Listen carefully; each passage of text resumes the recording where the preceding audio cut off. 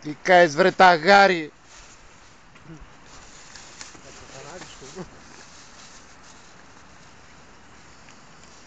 Άι του Μαρινόπουλου και του Μασούτη μέχρι που φτάσανε να πούμε.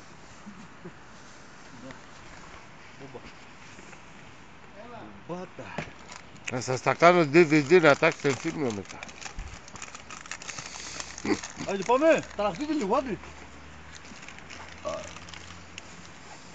Έχεις άλλη? Πάρτε να πρώτα.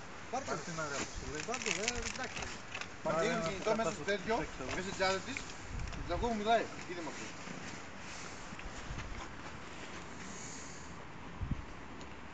Βλέπεις τι τραβάμε,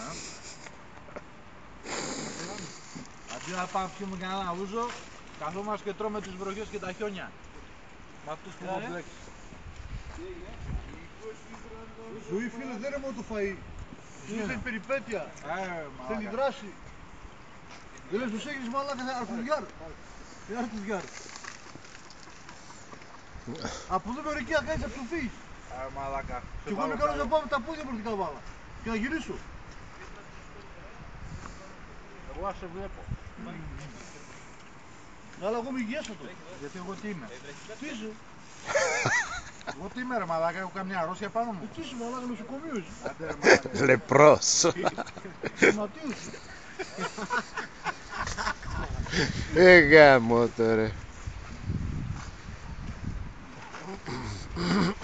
Δηλαδή λέει μείναμε στη Βουλγαρία. Ο Κώστας.